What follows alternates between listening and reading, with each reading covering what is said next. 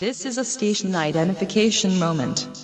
You're listening to CPR Worldwide Media, a division of CPR Media Network, coming to you live right across the planet. Check out our website at www.cprworldwidemedia.com and our Facebook page at facebook.com/CPR Worldwide Media. This is CPR Media Network, coming to you live from the USA. Well, looky here, a new listener. Hey, this ain't your little sister's radio station.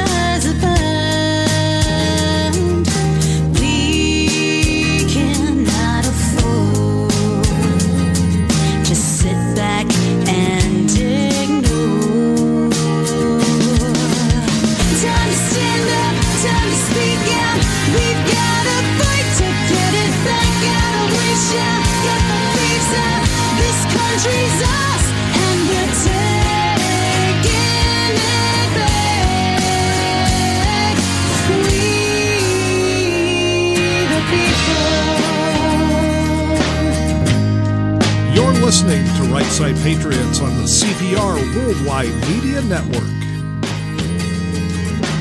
We the people.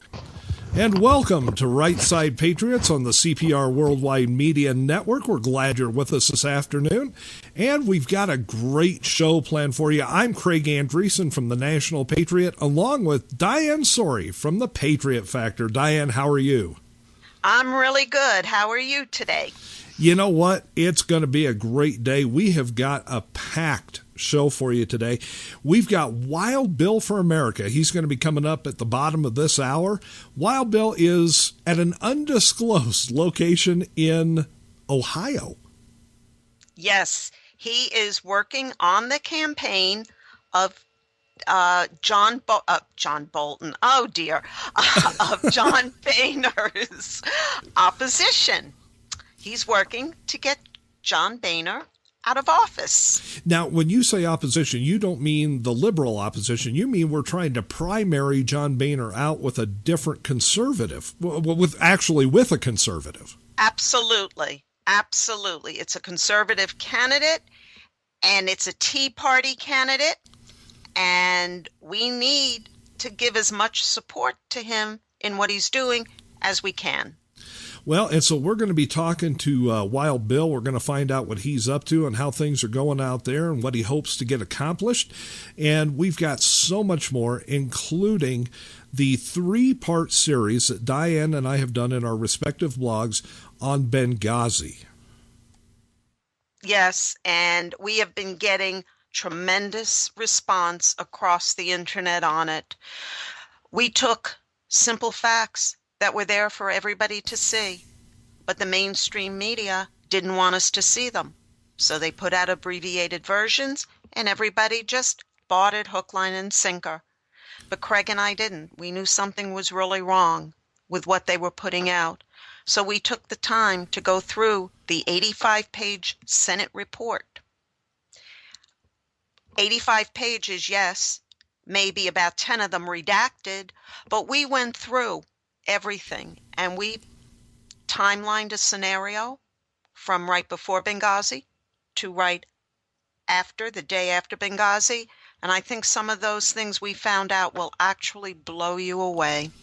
So stand by for that. That's going to be coming up at the top of the second hour. We're going to dedicate the entire second hour of the show today to what we have discovered in Benghazi in that report, and we're gonna light your hair on fire with some of it. I guarantee it. But first of all, we've got to establish one thing, Diane. Do you Yes. have bugles? I have bugles. Here they are. Hear the bag? Oh, yeah. You Oh, have it yeah. punched? Oh, man.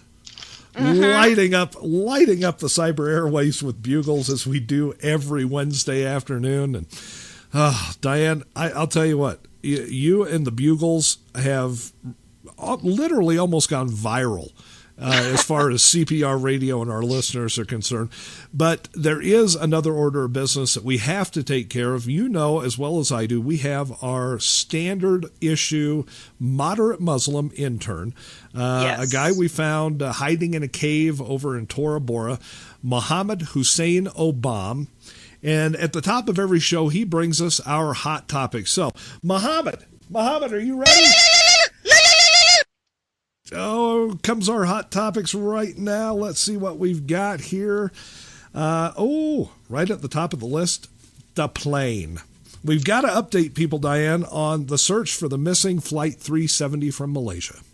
Yes, I mean, this is sort of the story that keeps on giving. It just doesn't go away. And the newest thing is, yes, China heard a 90 seconds of pings. And then hours later, somebody else heard pings thousands of miles away. Then someone else heard pings. There was even reports that the pings were coming from a fishing vessel. All these pings all over the place. They can't all be the black box, and they might not even be pings because whales make noise mimicking pings. And I just wish instead of them constantly concentrating on the water, they look over land. It hasn't dawned on them yet that maybe the plane is over land, or, like we said right from the beginning, it's in Iran or it's in Pakistan. But no, they have to keep looking over the water. Maybe they'll find the island that the people on Lost, got marooned on. Maybe the plane is there. You know, I saw a photo, came across yesterday from the Mars Curiosity rover, and there was a point of light kind of out in the distant horizon. It was there 1 second and gone the next. I'm thinking that could well be the landing lights of the missing airplane. Now, could be. Look, Diane brought up a good point, and, we would have to talk to, somebody that really studies that field, but apparently whales tend to mimic things, and sometimes they just make noises on their own that happen to be at the exact frequency that the black box or boxes, there's actually 2 on every flight. Now, you have to understand, today is the 9th, so it's been a month and a day since the plane went missing. The batteries in the black box underwater are supposed to last approximately 1 month. Now, they could go a month and a couple of days. They could go a couple of days short of a month. But we're at 1 month and 1 day right now. So if indeed those are the black box pings that they're hearing, those things are going to fade away within the next couple of days. They won't be able to hear a thing. The other thing is whales, sometimes dolphins, will make the same noise.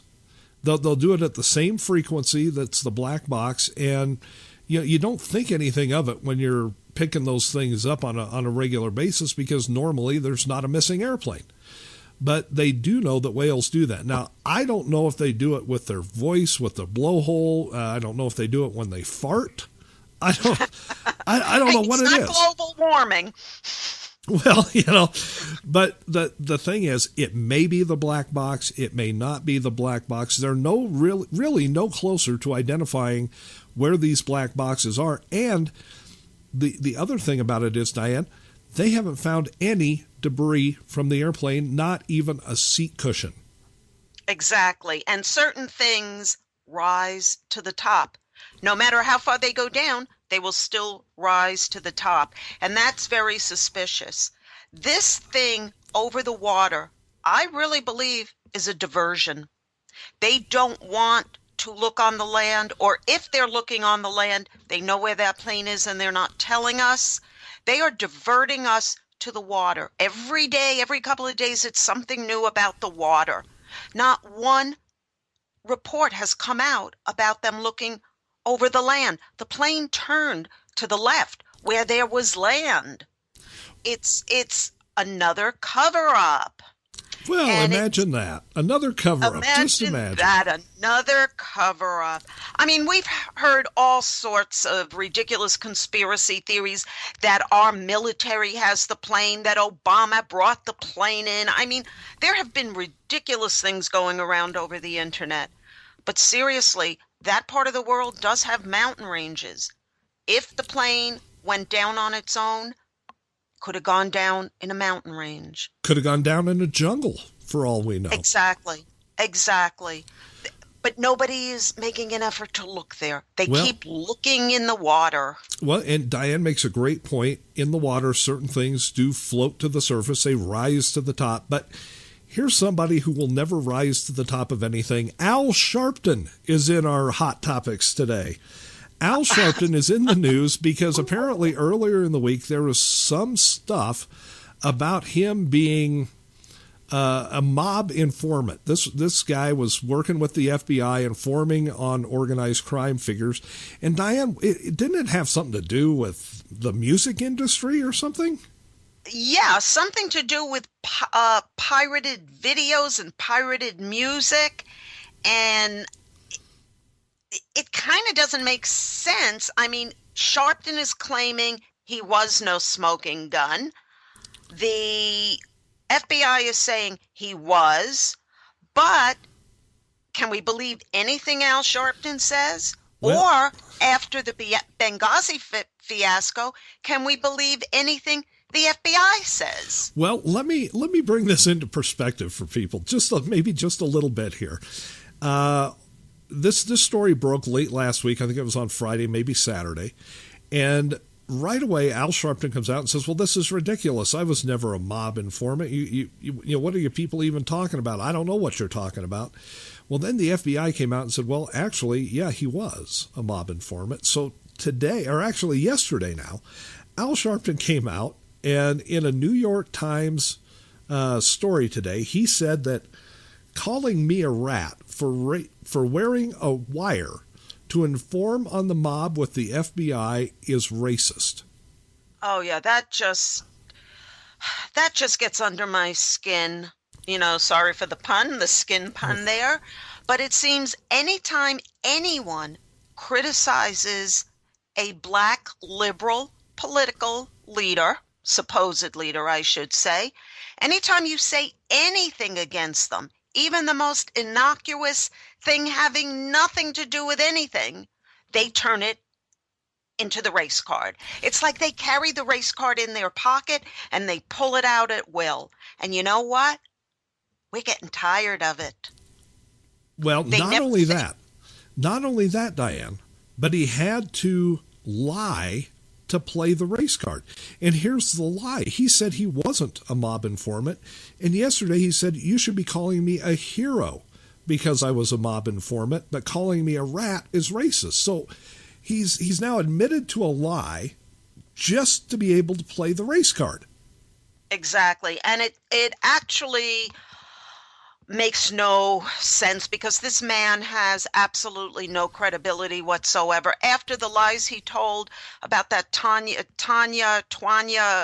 Browdy rape case, I mean, this man has no credibility. Yet the media is soaking it up and covering it. And he was a mob informant. He wasn't a mob informant. Oh, we're all racist because we called him a rat. It's getting to the point of ludicrousy, and it really has to stop. It really has to stop. We don't talk about these people because of the color of their skin. We talk about them because of their politics, because of their lies. So you're saying that it's not racist to call him a rat. So if I called a white guy a rat, that wouldn't be racist. No, but if God forbid you called Al Sharpton a rat, you're a racist. Well, then apparently it's Barack the old Obama. Double standard. Then apparently Barack Obama is only half a rat. Half a rat is. I'm just saying. Look, we've got to move on. We've got another hot topic here, Diane. I'm not even sure. I mean, really, Mohammed? Really? Diane, you're not going to believe this. Iowa Governor Terry Branstad has signed a proclamation declaring that Iowa will have an official Muslim Appreciation Day. Oh, my God. You know what? I'm going to go put on my burqa garbage bag, and I'm going to go running over to Iowa. I mean, the ludicrousy of this is ridiculous. The Muslim population in this country is maybe 2.7%. In Iowa, I think, Greg, you know what it is. Diane, I looked this up. I had to look this up. The percentage of Iowans who are Muslim is 0.003974. 0.003974% of Iowans are Muslims, and their governor, Terry Branstad, has signed a proclamation they will have an official Muslim Appreciation Day. Well, I guess, we have a lot to be thankful for that the Muslims have given this country. I mean, Craig, look at what they've given us. They gave us 9/11. Yeah. They've given us the previous attack in 93 against the World Trade Center. Right. They've made tremendous fashion statements that we Americans, we have to embrace the burqa garbage bags. Well, and don't forget the diapers on the men's heads. That's true. Absolutely. And the hijabs, if you don't want to wear the full garbage bag, you can just wear, a paper sack on your head, the hijab. And they've given us wonderful Sharia law. And they've given us beheadings. Remember the 2 men in New Jersey? Yeah. They've just given our country so much. I just don't know where to stop. I mean, Craig, come on. You know some things they've given us. Well, Obama says they contributed to the building of our country and to our society and everything. And, I was trying to think of some of the things that they did to actually help build this country. I was thinking, well, there's the Boston Tea Party. No. They didn't do the Boston Tea Party. The Minutemen. The Minutemen were all no, the Minutemen were not Muslims. Maybe we have to scoot it, away from the revolution and more towards things that happened just a little bit later, like the Lewis and Clark expedition. Now, they had a Muslim woman wearing a burqa that was guiding them. Oh, no, wait a minute. No, that was Sacagawea, and she did not have a burqa on. The Civil War. Diane, they had to have taken part in the Civil War, right? I mean, seriously. Seriously, I couldn't find them anywhere in the history books taking part in the Civil War. They or weren't at in Gettysburg? World War I. No, not in World War I either, not in World War II. Not in Vietnam. I can't find where Muslims were on the front lines protecting America. You do realize right now, our intern, Mohammed Hussein Obama, is absolutely going out of his mind. Well, they did, Craig, let's be honest here. They have brought Sharia law into our courts to trump our Constitution. Yeah. They have brought honor killings. Aren't you happy that now we have honor killings in this country? Hey, they brought us the bacon, lettuce, and tomato. Oh, no, wait a minute. That's just the lettuce and tomato sandwich. Yeah, What about people that run? Wait a minute. What about people that run the 7-Elevens and New York City cab drivers? They brought that. Yeah, they did. And they've really contributed to the traffic jams in New York City. So we got all that going for us. But now, look, we're making fun of Iowa here. Terry Branstad and his proclamation that they will have an official Muslim Appreciation Day. But it goes further than that, Diane. It goes all the way to the national level. Yes, it does. We've got one sitting in the White House, complete with the prayer rugs.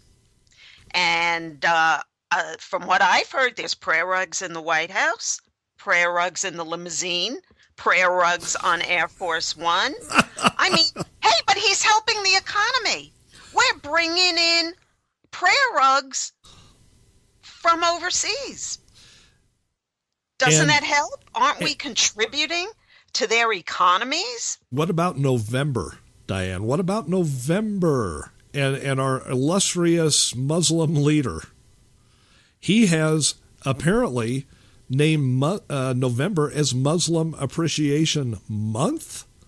Yeah, we're going to be celebrating all these great contributions for a whole month. I mean, can you imagine that? We don't have, let's say, Christian Appreciation Month, a Jewish Appreciation Month, a Constitution Appreciation Month, a Bill of Rights Appreciation Month. We don't have any of that, but we have a Muslim Appreciation Month. I mean, Greg, come on, we got to go start dancing in the streets here. Good. What, did they allow that? Do the Muslims allow dancing in the street? Oh, nope, forgot about that. They're not allowed to have music. Gee, what are we going to appreciate? Gee whiz. You know, when you bring it up like that, there really are no great Muslim hit songs.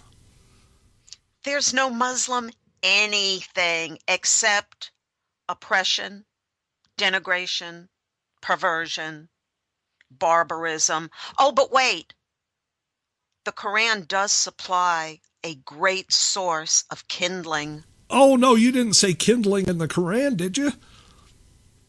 Oh, did I do a politically incorrect thing? Let me ask Muhammad. Muhammad, is that politically incorrect? Yeah, so go ahead and say it again.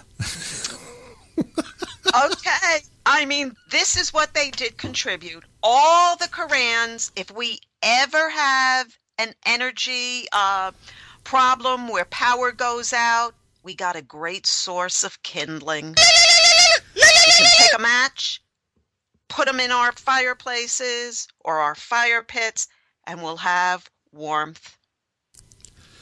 I think we've sufficiently irritated our intern Mohammed Hussein Obama in the mountains and caves of Tora Bora, and you know what?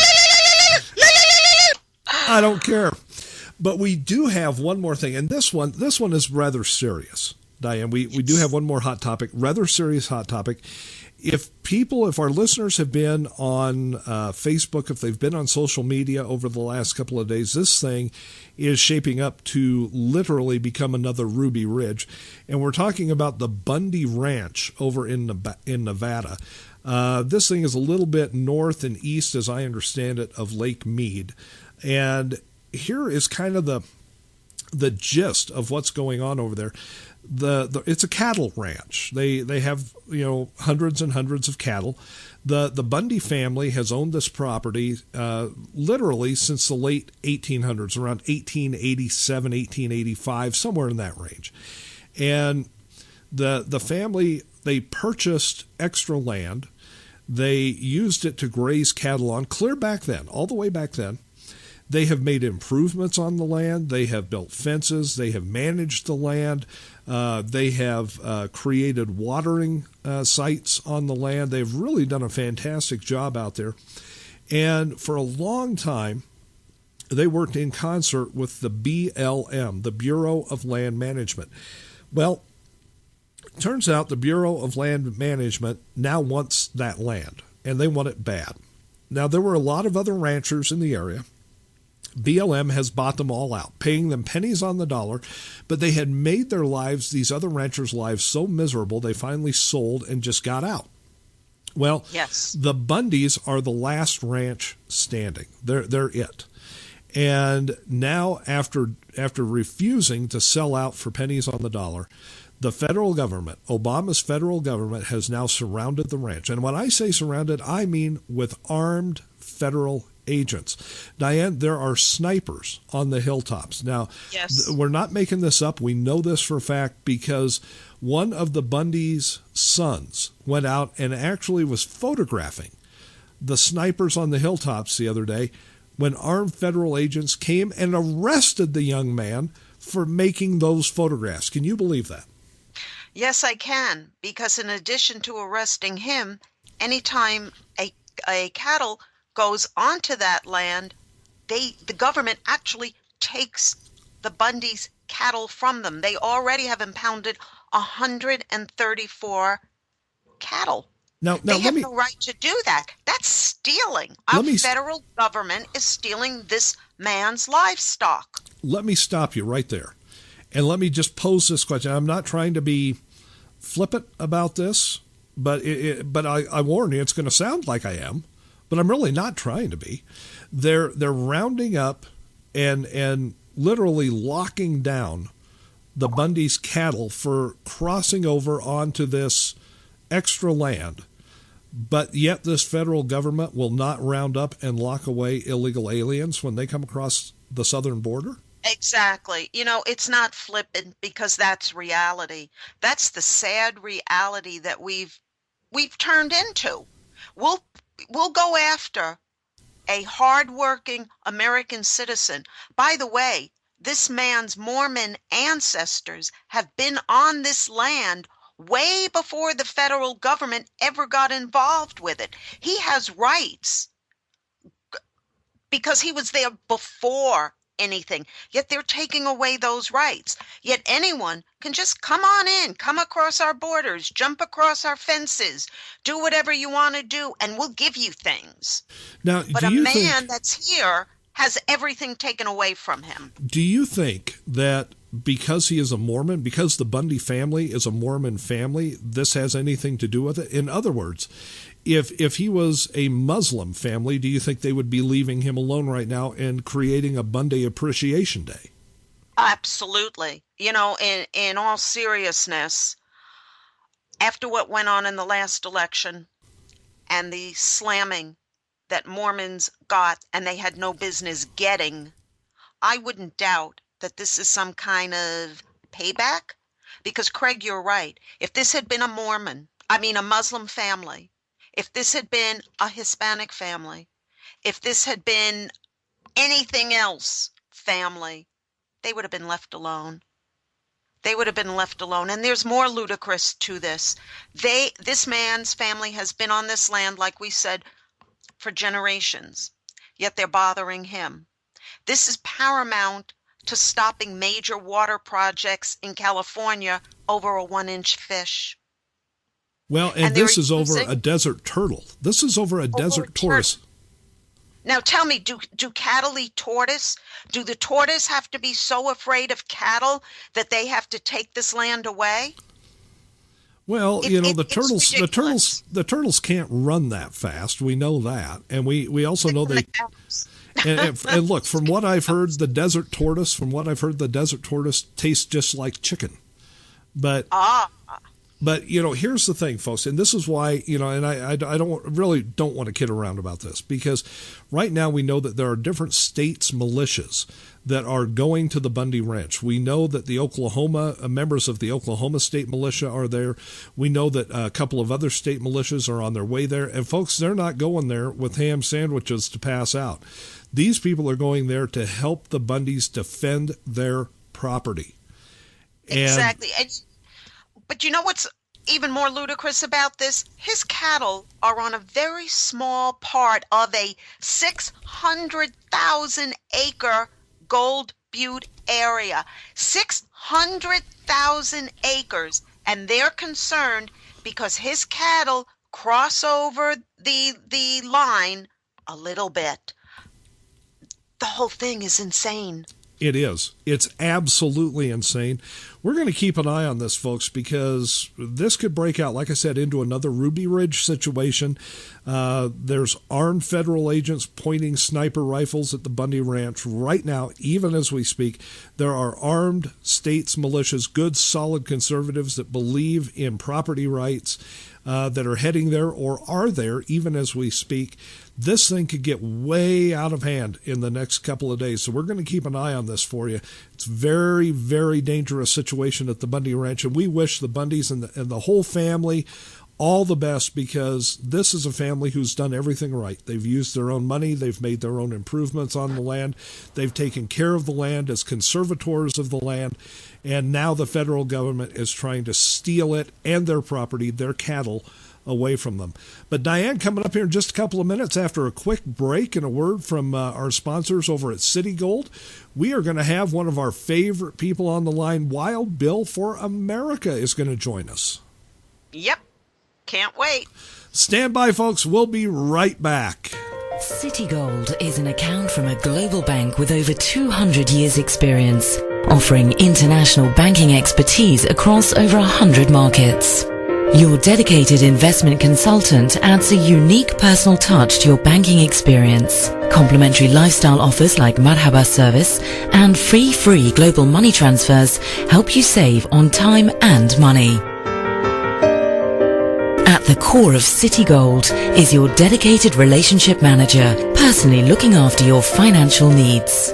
Be it lifestyle privileges like golf, lounge access across the Middle East, or worldwide privileges, Citigold provides you with a rewarding experience. One card is all you need for all your Citibank accounts. As a Citigold client, you benefit from our international expertise and global reach. Citigold is more than an account. It's a personal banking service offering exceptional privileges, customer service and recognition worldwide. So wherever you are, Citigold will be with you.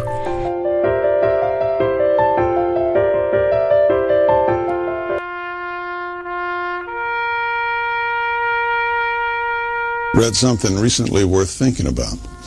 It's the soldier, not the campus organizer, who's given us freedom to demonstrate. It's the soldier, not the reporter, who's given us freedom of the press. It's the soldier, not the poet, who's given us freedom of speech. It's the soldier who serves under the flag, who defends the protesters' right to burn the flag. Isn't it time now to demonstrate that we support our troops? Were it not for the brave, there'd be no land of the free. Fred Thompson's message was brought to you by citizensunited.org. I believe that every single one of us has what it takes to win back-to-back gold. Ski faster than any other human. I believe it's possible to overcome fear. I believe it's possible to destroy stereotypes. To start over, to be the toughest, the strongest, the bravest in the world. When we work together, we can make it all possible. That's why Citi has donated $500,000 through its Every Step of the Way program, an initiative created to help future athletes reach their full potential through sport programs that inspire us. Like figure skating in Harlem. Like youth enrichment services. Like Team for Tomorrow. The Team USA Stay on the Slopes initiative. Now spread the word and help decide how much of that money goes toward offering personal support and financial assistance to Olympians in need. Promoting the growth of hockey in the U.S. Expanding the sport of luge into new regions. Support for wounded service members. Join Team Citi and let's turn a world of potential into reality. Go to citi.com/everystep and help decide where the money goes. This is a station identification moment. You're listening to CPR Worldwide Media, a division of CPR Media Network, coming to you live right across the planet. Check out our website at www.cprworldwidemedia.com and our Facebook page at facebook.com/CPR Worldwide Media. This is CPR Media Network, coming to you live from the USA. Well, looky here, a new listener. Hey, this ain't your little sister's radio station.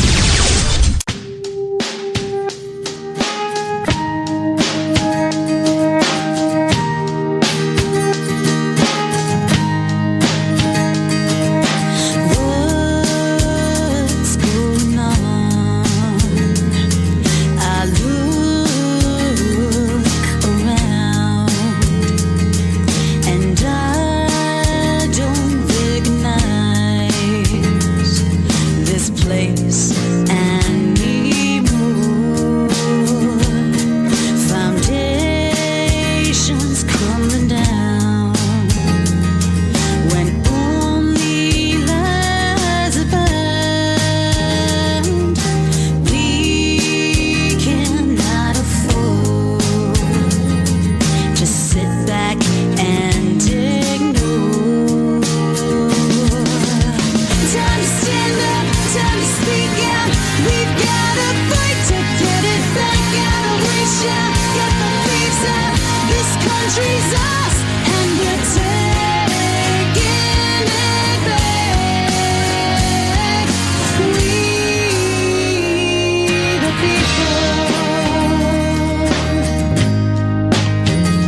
listening to Right Side Patriots on the CPR Worldwide Media Network.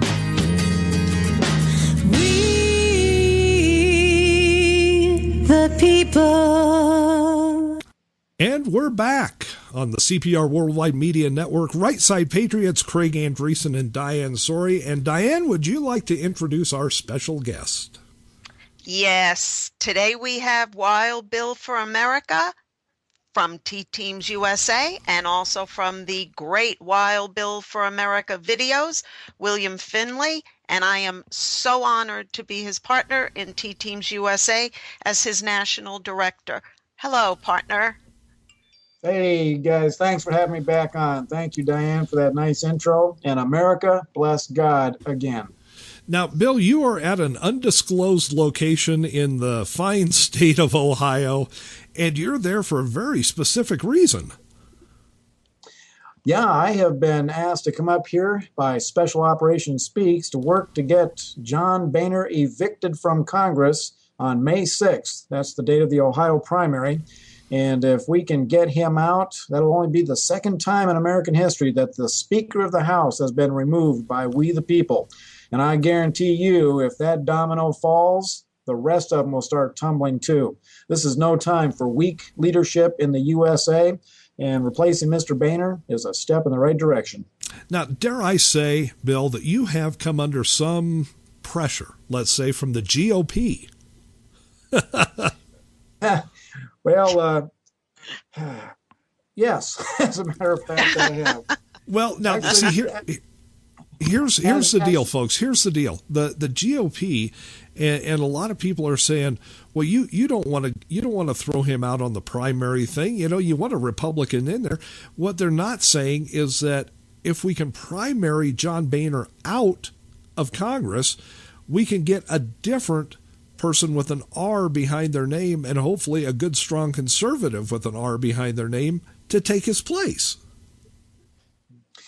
Yeah, well, Diane and I were at a dinner down in the Miami, Fort Lauderdale area a couple weeks ago with Ann Coulter, and we discussed this, and Ann makes some good points, and Diane as well, about being careful not to primary out our incumbents, because, the incumbent always has a better chance of winning, and if we put an unknown in Boehner's seat, that gives the Democrats a better shot at winning it.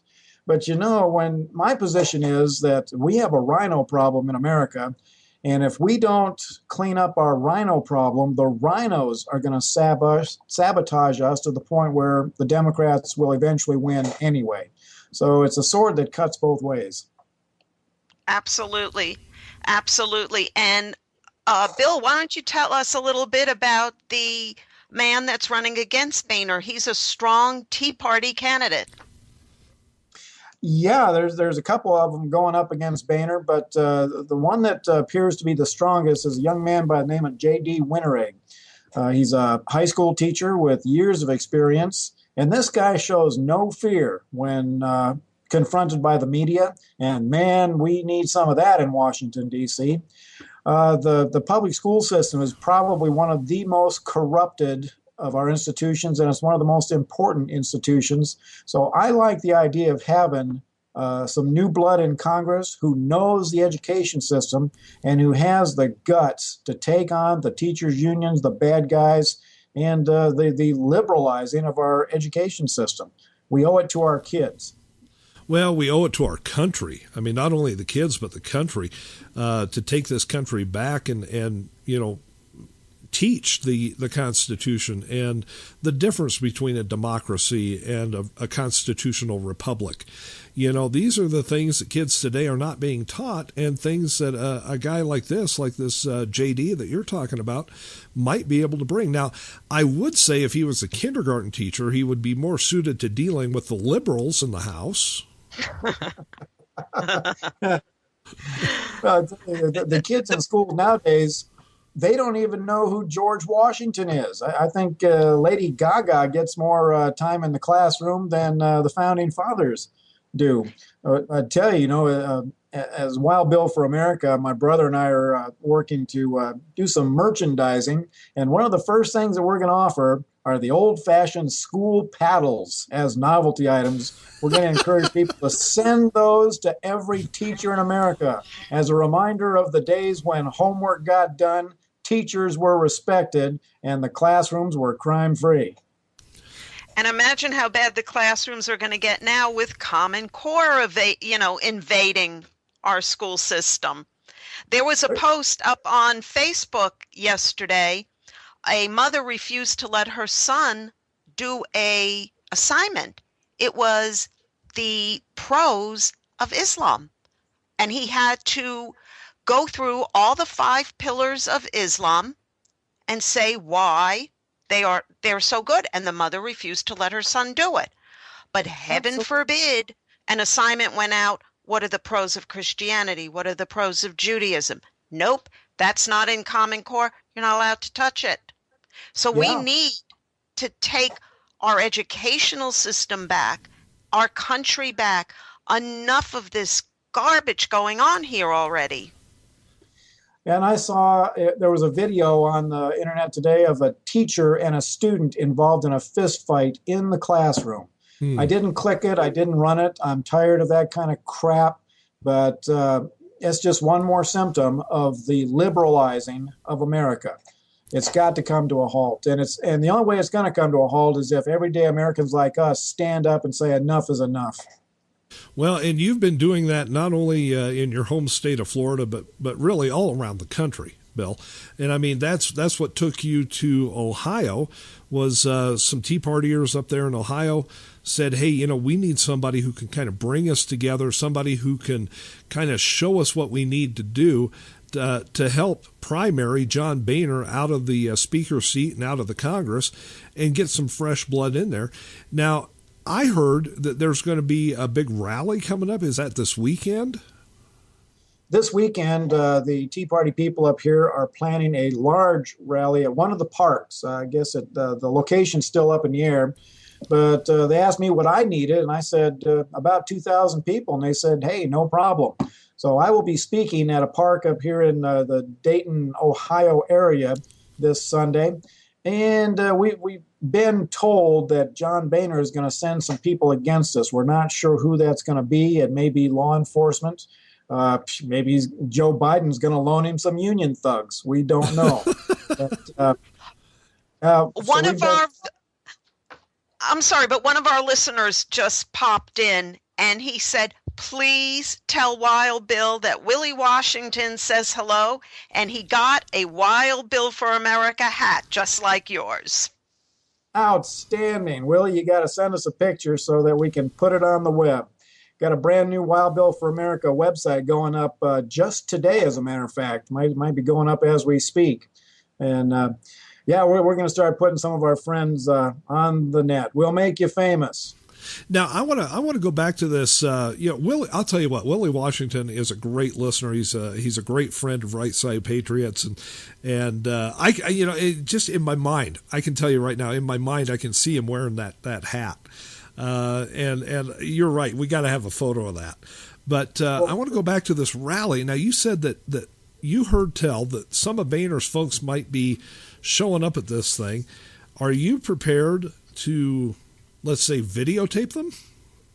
Oh, you betcha. That's our number one defense. If these guys want to come against us and shut us down, so much the better. It can only work in our favor. So we're going to win whether we get our message out or if we get videotaped being run off by Joe Biden-style thugs. So I'm not too concerned about it. But I do need Willie's help with one thing. Willie, Diane wants a pink cowboy hat, and I just cannot convince her otherwise. Please send her some words of wisdom for me. I said I'll take a white or a black one. But pink, Diane, pink is just a girly thing, that's all. I'll tell you what, we're going to be able to identify Diane easily when we all get to Gettysburg in July. She'll be the one in the pink cowboy hat with a bag of bugles. With the bag of bugles. And don't forget, with the hair to the waist, my stiletto heels, and either tight jeans or a mini skirt. I'll be easy to spot. Yeah, the the pink cowboy hat with the stiletto heels stuck in the mud. Yeah. And we'll get that on the website too. We'll put you up right next to Willie. Get a picture of Willie laughing at you. Okay. Now, folks, in case you don't know, we do have this big rally going on in Gettysburg on the battlefield the 3rd, 4th, and 5th of July. Diane and I are going to be there. Wild Bill is going to be there speaking. This is all being put together by another great friend of the show, Pastor Manning, out of Harlem. It's going to be a huge deal. And Pastor Manning, Bill, has promised us barbecue, a picnic. The man speaks my language. Well, and it's not just us that's going to get the picnic, folks. It's anybody that shows up for this rally coming up on the 3rd, 4th, and 5th of July. And we're going to try in the next couple of weeks to get Pastor Manning on again. But I want to let people know right now, next week, and Bill, you're going to love this. Next week, Diane, who do we have coming on as a guest? One of my favorite people in the whole world, the first Black president of the United States, hopefully, Lieutenant Colonel Allen West. What do you think of that, Bill? Oh, yeah, that would be outstanding. I have yet to speak with Colonel West. We've just kind of been missing each other. I'm really looking forward to having a conversation with him. Well, we'll clue him in. We'll tell him that you're out there looking to get in touch with him. We might even drag you into that conversation if Boehner's goons haven't arrested you or thrown you in a sewer or something there in the Dayton area. But Colonel West, Lieutenant Colonel Allen West, will be our guest on Right Side Patriots next week, right in this very time slot. And we will bring you in for that, Bill, because I want to introduce you two guys. You are two great American patriots, and you need to formally meet each other. Thank you. I appreciate the introduction. Well, now let's get back to Wild Bill, and let's talk about T-teams a little bit. This is where you and Diane have formed this absolutely fantastic partnership with T-teams. And how is that going? Are we building teams? Are we getting people across the country to start working to unify the Tea parties and bring this country back to the constitutional republic it's supposed to be? T-teams is actually shaping up to be an adjunct of Tea Party chapters all over the country. We have our T-teams logo, which is the flag, the Minuteman, the Constitution, and above it all is a roaring lion, the Lion of Judah, for those who know who that is. And the T-team patch serves an important function. Recently in Florida at a Tea Party meeting, somebody asked me what we can do to make the Tea Party more effective, and I said, make them feel like they're a part of a team. Right now, it's just an ideology, a way of thinking. But, sports teams know the importance of a logo and a team name. The military knows the importance of insignia. So Tea Party members are beginning to wear the T-team patch to their meetings. And when people see that Roaring Lion logo, it sparks a conversation. And these T-team members are able to tell them that they are the special forces of the Tea Party. They're the people who are boots on the ground. They're willing to do more than just go to meetings or be keyboard warriors. They're the ones who are willing to get out and take the fight to the enemies of freedom. The Tea Party needs to be boosted up to a new level of activity, and T-Teams USA is poised to do that. And Diane, how can people get on one of these T-teams? What do people need to do to become a part of this? This is fantastic. Well, it's very simple. You can go to our T-Team USA Facebook page. You can go to the tteams.com websites. And there's also a new website, Daily Tea. There's many ways. You can do it through Wild Bill LLC, his Facebook page. It's not hard. Just plug in T-Teams USA.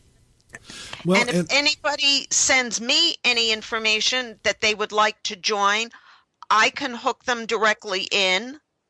I can add them. Bill can add them. Any one of us can actually add you to the organization. Well, and it's not just for individuals either, is it, Bill? I mean, if you are a Tea Party, if you have a Tea Party organization and you want to learn more about how Tea Teams can help your organization in your city or in your state, you can do that too, right? Oh, absolutely. One of our mission parameters is encouraging Tea Party chapters to strongly support their Tea Party leaders. So the leaders who want to get their people more involved and more active, I encourage them to contact us. Let's partner up. Let's take the Tea Party to the next level. Now, Bill, I know you don't work too far in advance on the whole YouTube video thing, but what have you got out there right now, and what are you thinking about coming up for the next video? Well, my attention was riveted today by the story of a Nevada rancher who was under siege by the federal government. His name is Cliven Bundy. His family has been ranching Nevada since the 1870s. And the Bureau of Land Management apparently listened to some of the pseudoscience environmentalists and decided that Mr. Bundy's cattle were somehow endangering an endangered turtle out there. So they have been trying to shut down Mr. Bundy's operation. Of course, being an American rancher, he stood his ground. Well, the feds are now out there, hundreds of them. His ranch is under siege. They are rounding up his cattle. The cops know that Americans are coming to defend Mr. Bundy. So they've set up, believe it or not, corrals to contain the Bundy supporters. They're calling these corrals First Amendment zones. That's where free speech will be allowed. Wait a minute. Yeah. Wait just a damn minute here. They're setting up corrals and calling them First Amendment zones? A man was arrested for videoing outside one of their designated First Amendment zones. So tomorrow's video is going to have a Wild Bill bullet of truth for the federal government, and it's this: the entire USA is a First Amendment zone. Boy, True. I'll tell you what. Absolutely true. I don't know if I could have said that any better, and that's why Wild Bill for America is who he is and does what he does.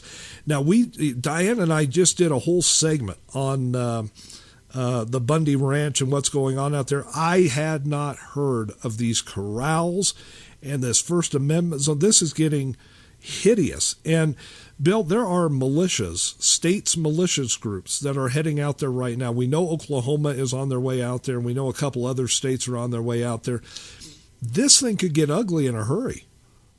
It could. And if I wasn't on assignment here in Ohio, I would probably be on my way to Nevada. As of today, we were notified that federal sniper teams are setting up in the hills around the ranch. I don't know what is going to go on there, but Benghazi and the Fast and Furious scandals have demonstrated the Obama administration's willingness to let dead bodies pile up if it's politically expedient. We have got to keep this from becoming another Ruby Ridge. Well, and let me tell you what the Bundys have said in the last 24 hours. They said that they personally are not pointing rifles at anyone. However, there are a lot of rifles being pointed at them. Imagine that. And it's all over a turtle. It's all over a turtle. Bill, those turtles taste just like chicken. Yeah. I like beef better. That means I know whose side I'm on. And I'm a vegetarian, but I'm still on the beef side. Yes, I have seen Diane indulge occasionally in some conservative style protein. So there's hope for it. Yeah. Don't let the pink cat fool you. She's a conservative. You know, this situation out there in Nevada is just horrendous as far as I'm concerned. This is a family. We said this a few minutes ago. It's a family. They've owned this land since 1887. They've made the improvements on the land. They have been conservators of the land. They've used their own money, not taxpayers' money, to do it. They worked in concert with the federal government and the Bureau of Land Management for years and years and years until the BLM suddenly decided, oh no, we want this property and we're going to take it. They ran all the other ranchers out of the area, Bill. They paid them pennies on the dollar. The Bundys, God bless them, have said, no, we're not going to take that kind of a silly offer. This land is ours. It belongs to our family, and we're not going anywhere. One of our listeners named Danny just sent me a message in our chat room that says there are actually signs out there that read First Amendment Zone and other signs that read For the Press. They're actually cordoning off the different sides. Yeah. And I'll bet you anything the mainstream press is perfectly happy to sit in their corral while the conservative militias are going to tear those corrals to pieces. Well, I got a message from one of the guys today that said if you want to hear about this case, you need to check the British media because the American media is apparently burying this story. I think they know how competent the Obama administration is, and they don't want to be a part of exposing his incompetence and potential bloody hands if this goes bad. Exactly. Boy, exactly. It's funny that you mentioned that, Bill, because when we were doing our Benghazi research over the last week, Diane and I found a lot of information was available on Benghazi through the British press and not through the American mainstream media. The Obama media? Yeah, the Obama media. Yeah, the Obama blah blah media. Well, you two have definitely done a lot of good research on this Benghazi thing. I read your article today, Connecting the Dots, and that is incredibly serious. It raises questions, and I'm going to start getting out there in some videos. Mr. Boehner is going to be facing some uncomfortable questions, and if he still refuses to authorize the select committee, those questions are going to haunt him. And all the way to his brand new Florida home. Imagine that. He just bought a home in Florida. Do you think maybe he sees the writing on the wall for this primary? Oh, dear. Where in Florida did he buy this home? Well, do you apparently know? It's right down by that Hard Rock Cafe by your house, I believe. Oh, no. I've got a theory. I've got a theory why he's moving to Florida. The oranges are camouflage. Ah, okay. I'm just saying, folks. Craig and I hope you stay around for our next hour so you can give some input on what we're going to expose about Benghazi. Good. Can you do that, Bill? I'll stay around as long as it takes to expose Boehner and to get rid of that pink cowboy hat. Okay, I surrender on the pink cowboy hat.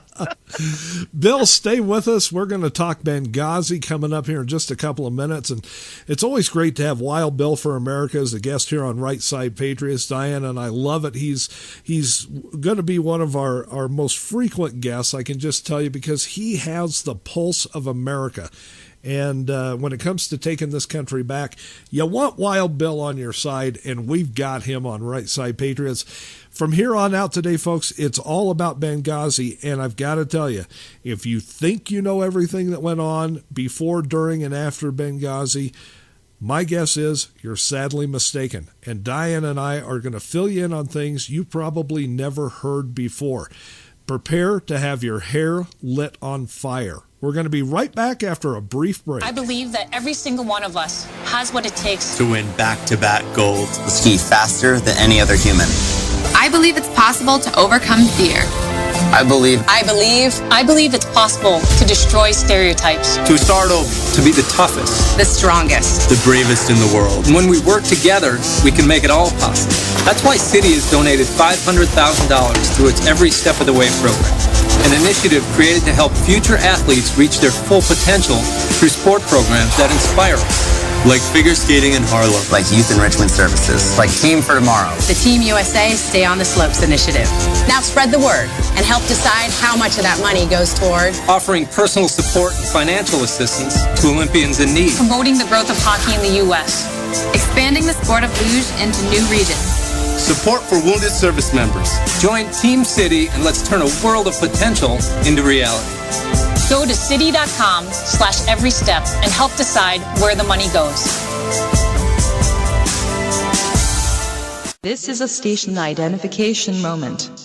You're listening to CPR Worldwide Media, a division of CPR Media Network, coming to you live right across the planet. Check out our website at www.cprworldwidemedia.com and our Facebook page at facebook.com/CPR Worldwide Media. This is CPR Media Network, coming to you live from the USA. Well, looky here, a new listener. Hey, this ain't your little sister's radio station.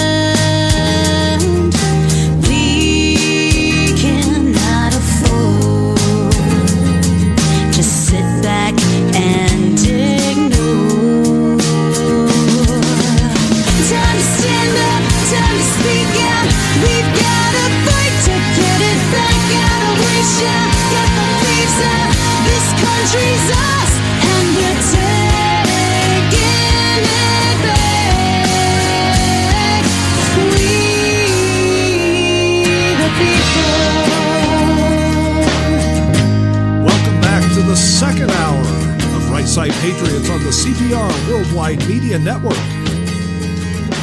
We, the people.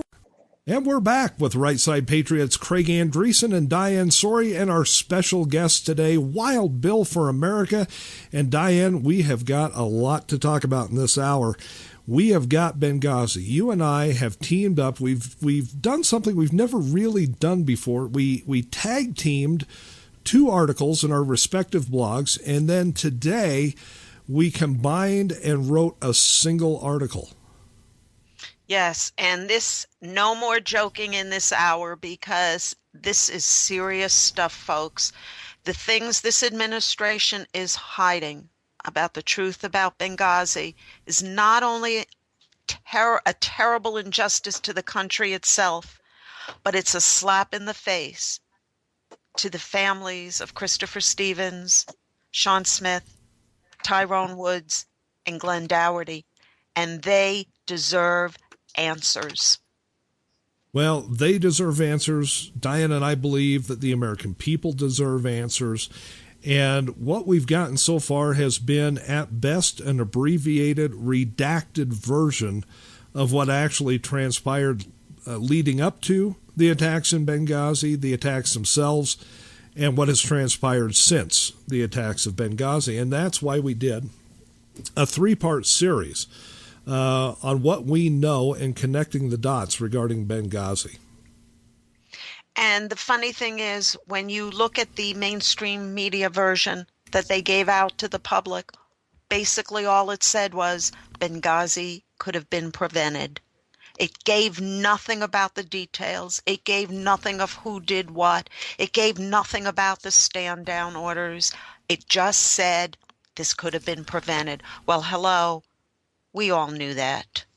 But what we didn't know is what's going to stun you. Now, Bill and Diane, this report, this is the Senate Select Committee on Intelligence report that came out. This came out back in the middle of January of this year. Okay, so it's a few months old and it's been sitting out there. And like Diane said, all the mainstream media told you was, well, the report, it assesses a little bit of blame here and a little bit of blame there, but really what it says is Benghazi could have been prevented. Now, let me just take folks through a little bit about what led up to Benghazi, because if you think you know everything that was going on before Benghazi, you don't. I'm just telling you that right now, you don't. We all heard that there had been some previous attacks, not only at our consulate or what they called the mission, but also on the British and on the Red Cross. We knew that the British and the Red Cross had pulled out of Benghazi because of the problems with Al-Qaeda there. But those were the reports that we got from the mainstream media. What a lot of people don't realize, Diane and Bill, is that there weren't just that small handful of previous attacks in Benghazi. If you look at the 6-month period from March until September 11th, according to the Senate Select Committee report, there were more than 20 acts of terrorism against Western entities in Benghazi. 20! Yes, and during that time, Ambassador Stevens arrived in April. The attacks started in March. From that time that he arrived, knowing that these attacks were ongoing, instead of building up support for him, building up protection for our people in Benghazi, the government cuts back. They cuts back on it. You don't need it. You don't need it. And these attacks are going on. 20 of them. And our government cuts back security. It makes no sense. Why did they cut back security? And we'll get into that in a little bit. Well, and let me take you a little bit further here. According to this report that came from the Senate Intelligence Committee, there were multiple agencies that were producing reports and that were producing presentations about the deteriorating situation in Benghazi. On June 12th, 2012, a Defense Intelligence Agency produced a report. Okay? On June 18th, 2012, the Pentagon's Joint Staff produced a slide in its daily intelligence report about the terrorism conditions in Benghazi becoming what they called, quote, ripe for more attacks, terrorist safe havens in Libya, unquote. All right? July 2nd, 2012, the Defense Intelligence Agency again produced a report that discussed the founding of Ansar al-Sharia. Now, that is important because Ansar al-Sharia is the Libyan version of Al-Qaeda. Al-Qaeda actually set up Ansar al-Sharia, and Ansar al-Sharia eventually was hired by the United States State Department to provide quote-unquote security at our mission in Benghazi. Again, on July 6th, 2012, the CIA produced a report entitled, quote, Libya, Al-Qaeda establishing sanctuary, unquote. All of this and more and more and more reports. Those are only the ones that we chose to place into the article. We're being and one of the reports Craig, one of the things you said is extremely important, and I really want people to understand this. The United States government, our State Department, hired Al-Qaeda to guard our people, to guard our embassy. Our government hired the enemy, is what it boils down to. They made a deal with the enemy. Now, who was running the State Department at that time that allowed such a thing? Well, that would be the pantsuited Hillary Clinton. Never Clinton. Yep. What a coincidence. Yeah, Isn't it, though? I mean, it's amazing. Let me just run down the dates really quickly here of some of these previous attacks so you get the idea. March 18th, 2012, March 22nd, 2012, April 2nd, 2012, April 6th, 2012, April 10th, 2012, April 26th, 2012, April 27th, 2012, May 22nd, 2012, May 28th, 2012, June 6th, 2012, June 8th, 2012, June 11th, 2012, June 12th, 2012, June 18th, July 29th, July 30th, July 31st, August 5th, August 9th, August 20th. The list goes on. Those are all attacks leading up to the September 11th attacks that killed our ambassador, Chris Stevens, one of his people, Sean Smith, and 2 former Navy SEALs, Glenn Doherty and Tyrone Woods. And our people were protected by the enemy. Isn't that a happy thought? Our government cut deals with the enemy. Now that in itself is aiding and abetting. That is grounds for treason, folks. It is. Now, before I turn this over to Diane for part 2, let me just wrap up this part 1. And if you want to see it, you can go to either the National Patriot or to Diane's thepatriotfactor.blogspot.com. The National Patriot is thenationalpatriot.com. But get this, Bill, this is going to light your hair on fire. Now, Diane brought it up. We know that our State Department was drawing down our own security in Benghazi and replacing them with the enemy, Ansar al-Sharia, correct? Right. Now, did you realize at that same time, over those same months, that we were drawing it down at the mission in Benghazi, the CIA at the annex 1 mile away that also came under attack on September 11th was upgrading their security. This is why Diane and I believe that the CIA was complicit in a gun-running scandal, a gun-running black covert operation, taking weapons from the Libyan quote-unquote rebels, that's Al-Qaeda, sending them through the mission in Benghazi into the hands of Turkish diplomats who then were turning them over to Al-Qaeda quote-unquote rebels in Syria. The CIA at their annex 1 mile away was beefing up their security while Hillary Clinton and the State Department was drawing down the diplomatic security. It's absolutely outrageous. And the one thing that I have said since day one, yes, Hillary was part of this. This was orchestrated by Barack Hussein Obama. I believe that with every fiber of my being, because this man is a traitor to everything this country stands for. It's my belief. I'm not saying it's fact, but it's my belief that this man orchestrated Benghazi. And why did he orchestrate Benghazi? Because Christopher Stevens found out what was going on, was going to expose him, and Christopher Stevens was a targeted kill. Sean Smith, Glenn Doherty, and Tyrone Woods were collateral damage. Obama didn't care about them. Hillary didn't care about them.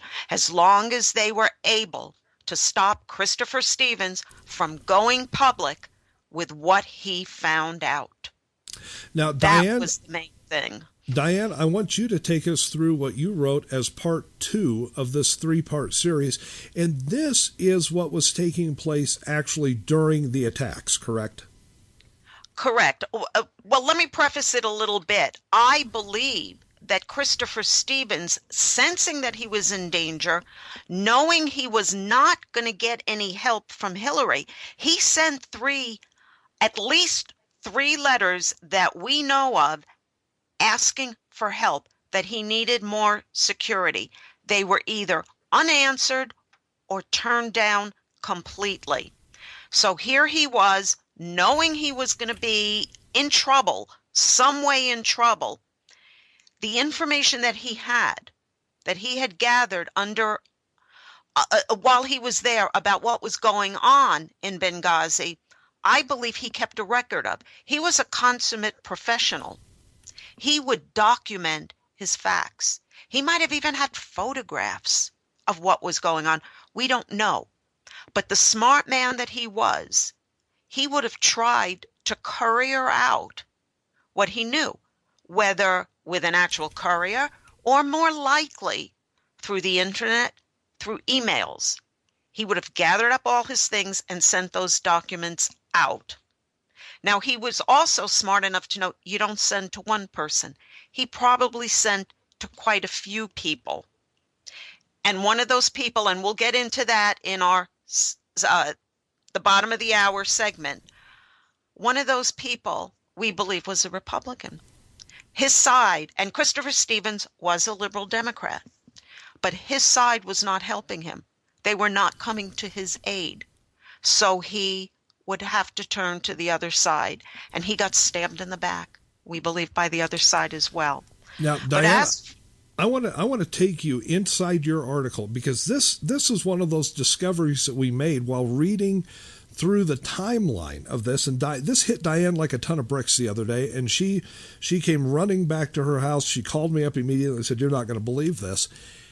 When those attacks were occurring, there is something in the timeline about the discovery of Sean Smith in his body inside that mission building, Diane. Let's talk about that a little bit. Tell people what you found.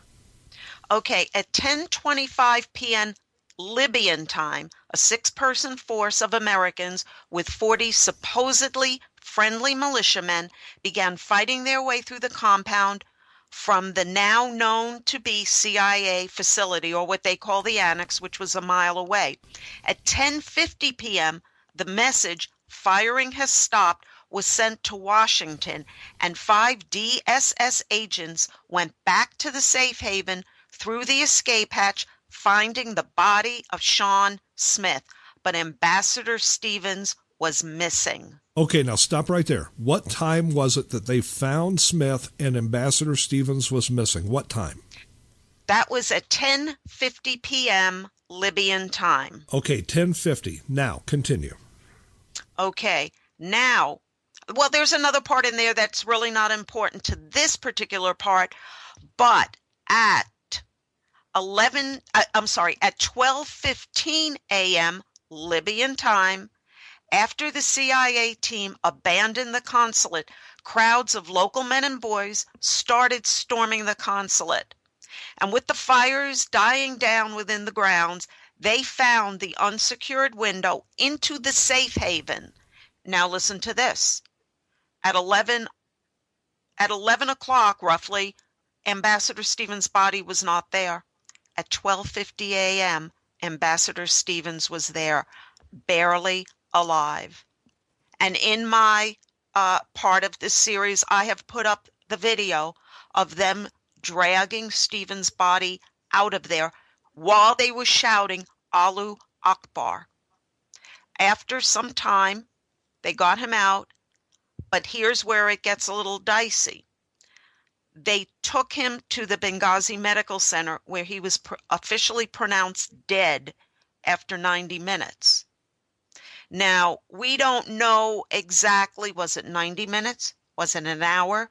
Was it really 2 hours? There's no reference to a specific time frame in the report. But the main thing is, when our own people, the DSS people, went in, he wasn't there.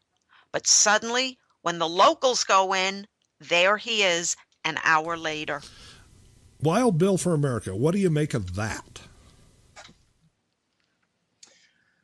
I'm still confused on the exact details. I do recall one of the survivors testifying before Congress said that he believed they took the ambassador to the hospital as a way of luring the rest of the staff to the hospital to see him. They were afraid that it was an ambush because the hospital was controlled by Islamic terrorists. So this America deserves the Select Committee. John Boehner must sign for the Select Committee to convene. If he doesn't, then we dare not let America forget about Benghazi. This is the presidential crime of the century. It might be the presidential crime of a couple of different centuries, the way this is shaping up.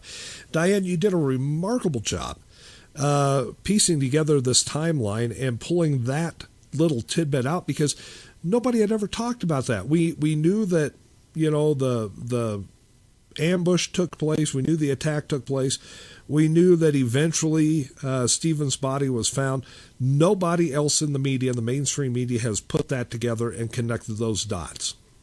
And it even gets better than that. I mean, you have to think logically for a minute here. Is it possible that the DSS agents didn't see him because smoke was obstructing the view of the room?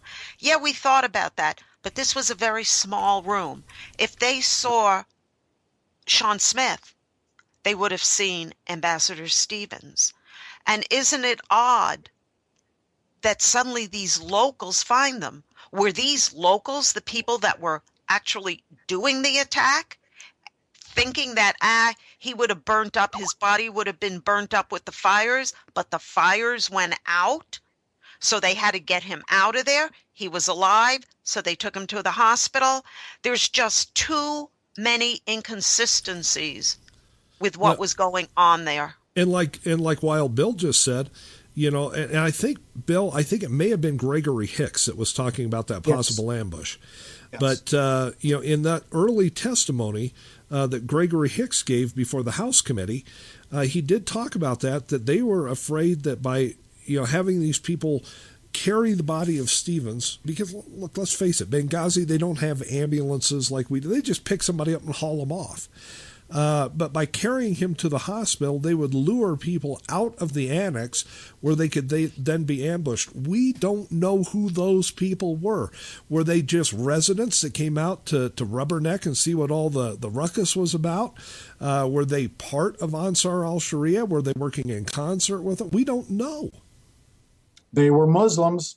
We know that. That we do know. And it even gets more dicey when the time frame hits our country, when the events start going into Washington.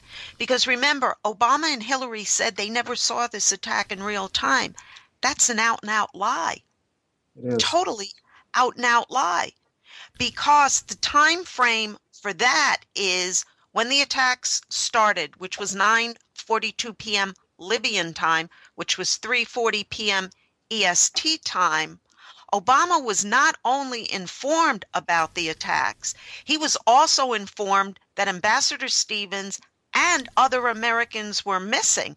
In fact, at 3:59 p.m. EST, the DOD ordered unmanned surveillance aircraft, what we call the Predator drones, to reposition directly overhead the Benghazi mission, and ordered also a replacement Predator to take over when the first one had to return for refueling.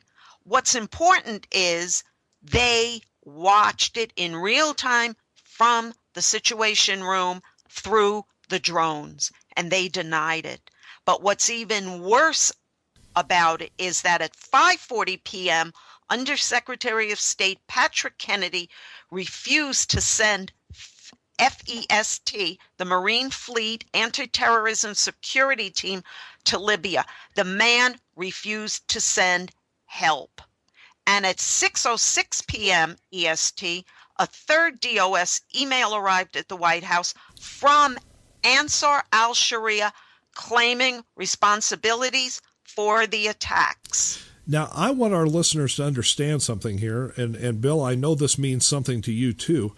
The fact that we are not making this up, folks. This is coming directly from the Senate Intelligence Report on Benghazi. These are the facts they uncovered. We're not making this up. This isn't hearsay. These are the facts as they are presented in the official Senate report.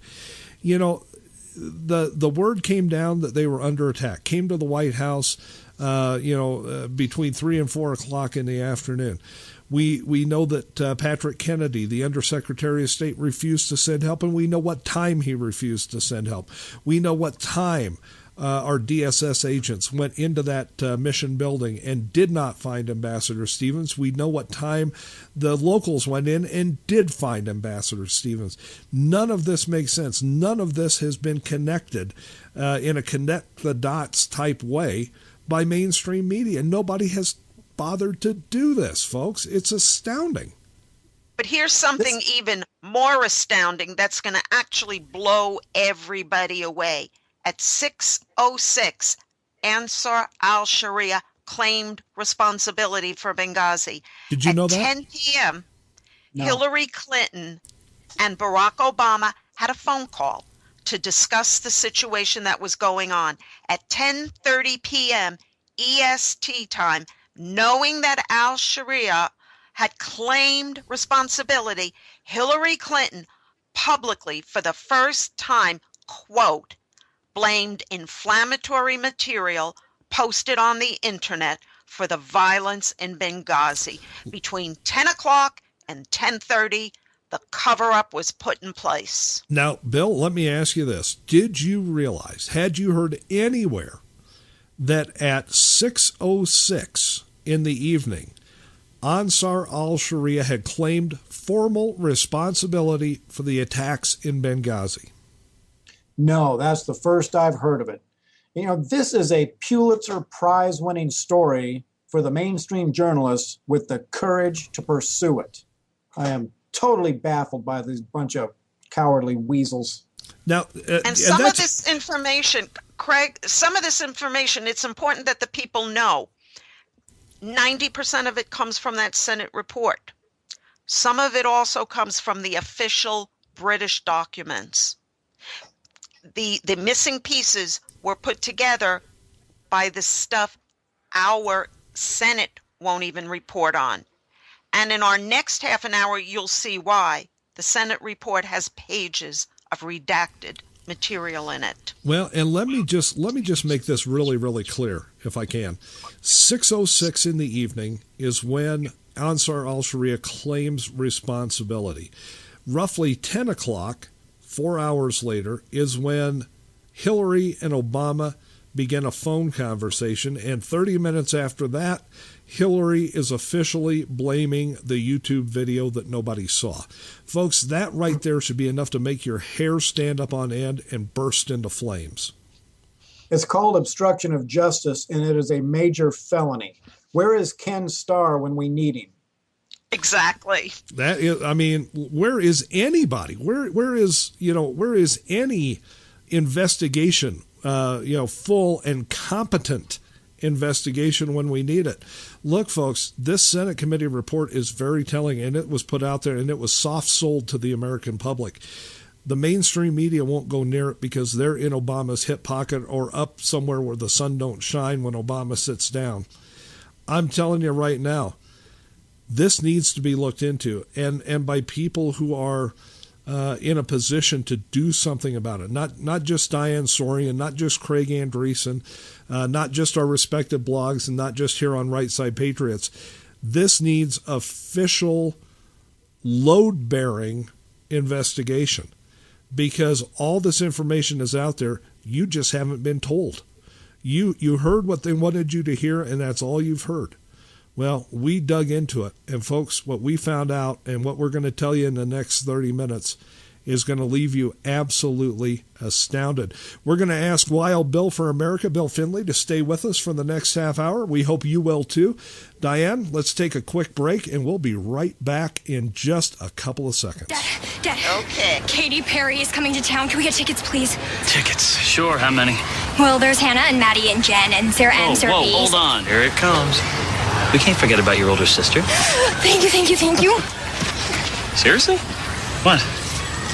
I get 2 times the thank you points on each ticket. Can I come? Yeah. The City Thank You Preferred Card. Now earn 2 times the points on entertainment and dining out with no annual fee. To apply, go to city.com/thankyoucards.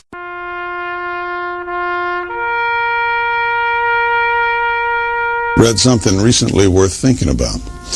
It's the soldier, not the campus organizer, who's given us freedom to demonstrate. It's the soldier, not the reporter, who's given us freedom of the press. It's the soldier, not the poet, who's given us freedom of speech. It's the soldier who serves under the flag, who defends the protesters' right to burn the flag. Isn't it time now to demonstrate that we support our troops? Were it not for the brave, there'd be no land of the free. Fred Thompson's message was brought to you by citizensunited.org.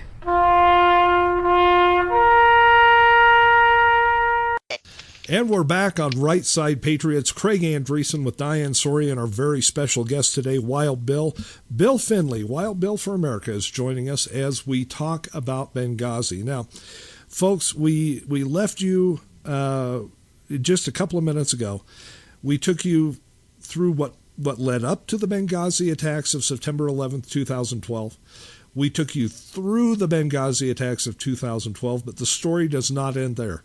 And this is what we discovered, Diane and I, as we were pouring through this information, literally, in some cases, staying up all night reading this information, disseminating it, trying to make some sort of sense out of all of this and connect the dots, because you haven't been told what we're about to tell you. The mainstream media won't go near what we're about to tell you. And this is what transpired after the Benghazi attacks. This is what is in a co-written article Diana and I did. We published it today in both of our blogs, exact same article, word for word, because it's that important. We need to get the word out on this. Diane, I'm going to let you start with this, because this is absolutely astounding. Okay, should we start with the stand down order? Yeah, by all means. Okay. If you people remember, everybody was claiming, oh, no, I didn't do this, I didn't do this, I didn't do this. Well, what people don't understand is when you issue a stand-down order, there is a specific chain of command. And the one relating to Benghazi would go like this from top to bottom. The President, Secretary of Defense, Secretary of the various armed services, the Army, Navy, Air Force, Marines, Chairman of the Joint Chiefs of Staff, the various chiefs of staff for each military service, the commanding general for AFRICOM, and the local command structure under AFRICOM. Now, all in the command chain below Obama have denied giving such an order, including then Defense Secretary Leon Panetta and Army General Martin E. Dempsey, then chairman of the Joint Chiefs of Staff. Now, remember, Dempsey testified that orders were given to assist in Tripoli, but not to assist in Benghazi, but never telling who gave that order. And we just don't know who that is even today. But all in the military, all those branch chiefs have also said they gave no such order. And while AFRICOM Commander General Carter Ham did give testimony in a closed-door hearing before the House Armed Services Committee, we still do not know his testimony. But this is very important. Know this and know this well. If he had given such an order to stand down, it would have been made public for all to hear, for it would have cleared Obama. And that's especially important because everything possible is being done at that time to try and distance him from the event. So if Ham had given the order, the media would have blasted that all over the place. Now there's even a little bit more with that.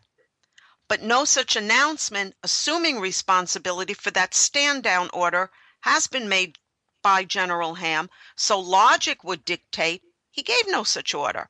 And remember, Panetta announced back in October 2012 that General Ham would be retiring for refusing to obey orders not to assist the U.S. personnel in Benghazi. So each thing is contradicting everything else. Now also, neither the Vice President nor the Secretary of State is in that chain of command, but the Vice President and the Secretary of State do have the authority through the President to countermand anyone below the President. And while the National Security Council and the Department of Homeland Security Secretary influence military decisions to some degree, through the National Security Act and through their advisory positions to the President, they do not have the authority to issue an actual stand-down order. That can only be done by those in the direct chain of command. Yet, Gregory Hicks, who was the deputy chief of the mission in Libya at the time of Benghazi, who testified before Congress, said that after the first attack, a security team left Tripoli for Benghazi with 2 military personnel, and that 4 members of a special forces team in Tripoli wanted to go to Benghazi, but they were told to stand down. And no one at this point knows who gave that order to stand down. That hasn't come up. And also, there were many close by to assist Stevens and the others, including Rear Admiral Charles Goulet. I'm sorry if I mispronounced his name. He was commander of a Navy carrier battle group that was in range to help, including 2 Marine anti-terrorist teams based in Rota, Spain, who were ready, willing, and able to help, and also a 130-man, fully armed Marine Force recon unit on the ground in Sigonella, Sicily. All were ready to go to Benghazi to help, yet all were told to stand down. And that stand down order assured that Ambassador Stevens would die with information, and the others became collateral damage. But the bottom line is, if Secretary of Defense Panetta didn't give the order, if AFRICOM General Carter did not give that order, if General Dempsey did not give that order, if none of the main people in the chain of command gave that order, and all these people are claiming that order was given, that leaves one person and one person alone who could have given that order, and that is Barack Hussein Obama. How about that, Bill? That is absolutely incredible. And let me add something to it here. A few months ago, I had dinner with Tom Keith, a retired Navy Master SEAL, Master Chief, Navy SEAL, and we discussed this. And we discussed the administration's story that there just wasn't time to send help, that it would have been too late. And Master Chief Tom asked, how did they know the attack was going to end? How did they know that attack wasn't going to spread to other personnel in the area? And that is just made my hair stand on end. How did they know that was going to be a localized attack unless they had inside information? And if the Obama administration had inside information of a pending terrorist attack and knew the details, we are now talking treason. And I'm talking about the maximum penalty for treason as well.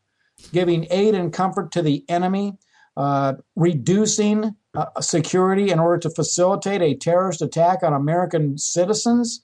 What in the world is happening to our government? And where is the outrage of the American citizens? I'm sorry if the media is not doing their jobs because their lips are super glued to the president's rear end. That's why we have the internet and we have journalists like those right here on this radio show. If it wasn't for the internet and people like us, this story would have been buried long ago. Well, and it gets more interesting as you go through our article that we published today, Diane and me, and you look at some of these other timelines. Bill, this is one of those things that hit me like a ton of bricks when we were writing this.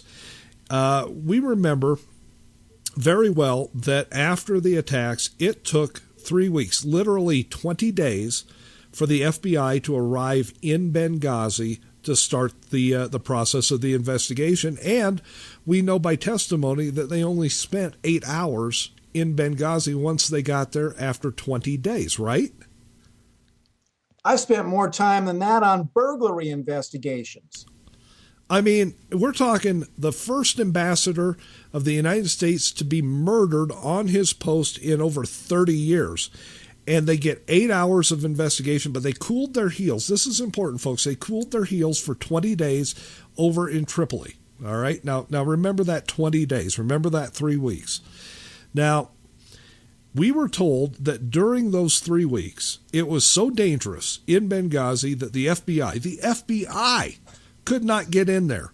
However, during those 20 days, starting 2 days after the attacks, the press, Western press, we're talking ABC, NBC, CNN, Fox News, they were all there. They had free run of the city of Benghazi.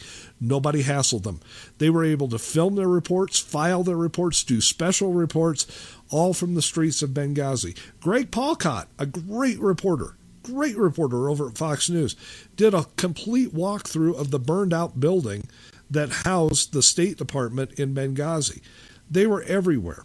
They even found one of the people responsible during the attacks, one of the ringleaders of the attacks, sitting at a sidewalk cafe in Benghazi, sipping a strawberry frappe of all things. But yet, our FBI, it was too dangerous for them to go to Benghazi. Now then, the second day after the attack, CNN was in the mission, inside the burned-out hulk of the mission, where Stevens and Sean Smith had been murdered by Ansar al-Sharia, Al-Qaeda by a different name, just 2 days before. And what do they find while they're in there? They find the personal journal belonging to Ambassador Christopher Stevens. They find his personal journal.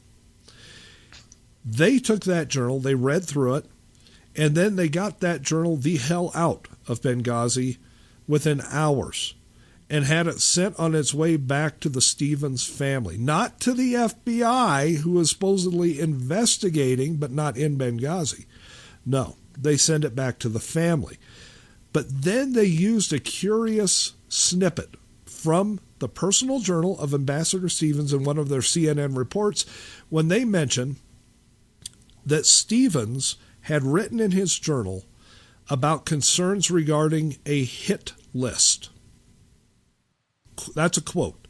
Hit list is the quote.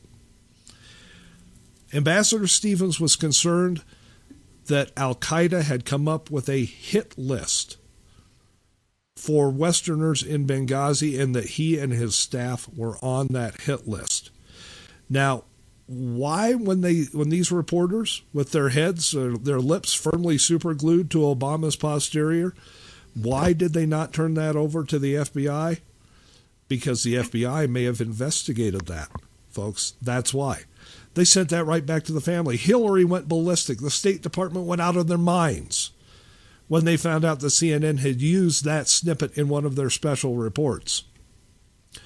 But when they were asked about it, when they were asked to comment on that report about the hit list, the State Department spokesperson said, and I quote, "I have absolutely no information or reason to believe that there's any basis for that," unquote.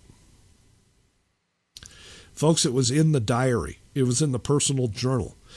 Now it gets even more curious. Remember, when I asked you to remember those 20 days, that 3-week period, that 3 weeks corresponds directly with the exact number of days Obama and Hillary continued to spread the YouTube video being responsible ruse, the bullcrap about that video. They did that for exactly 3 weeks, the exact same 3 weeks that the FBI could not get into Benghazi. And as soon as the FBI got into Benghazi, Hillary and Obama shut the hell up on the video. Bill, what do you think? I'm still shaking my head at an unsecured crime scene and the FBI's failure there. You know, this just is a snowball that just keeps getting bigger and bigger.